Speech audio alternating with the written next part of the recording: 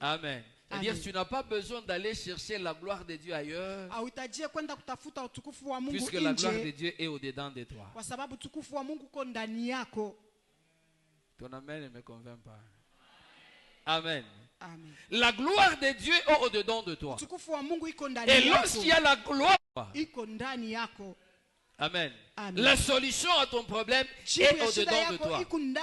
Voilà pourquoi la Bible dit Christ en toi, l'espérance de la gloire. C'est-à-dire toi tu peux mettre ton espérance sur ton oncle, sur ta tante, je ne sais pas, sur une certaine connaissance pour voir la gloire de Dieu. Mais il te dit que tu n'as pas besoin d'aller chercher tous ces appuis. Tu n'as pas besoin de tourner ton regard sur ça, parce que ton appui, tu l'as au-dedans de toi. Et vraiment, c'est compliqué. Ou soit la lumière ne brille pas dans ton cœur. Hein? Parce que si la lumière brille et que tu veux voir la gloire de Dieu, ton amen allait être conséquent. Amen. Amen. Toi, je te dis que non, si l'oncle là mourait, c'est fini pour moi. Amen. Si mon ami là, qui m'a dit qu'il m'a donné l'emploi, s'il mourait, c'est fini. Moi, je te dis, il peut mourir. Il peut perdre l'emploi. Les choses peuvent se compliquer. Mais ça ne va pas arrêter les plans de Dieu dans ta vie. Amen. Ça ne va pas arrêter les plans de Dieu dans ta vie.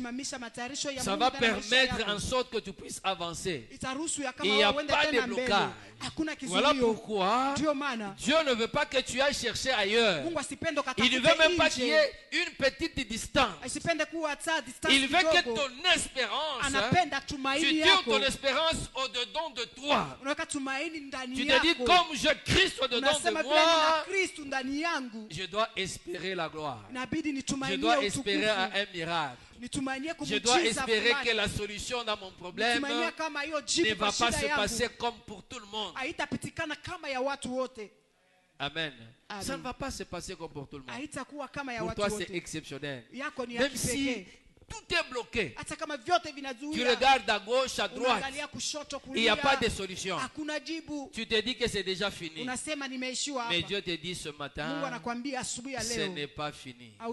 Parce que la lumière est en train de briller au-dedans de toi.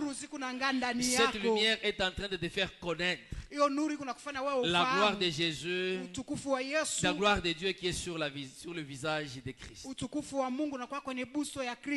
Amen. Amen.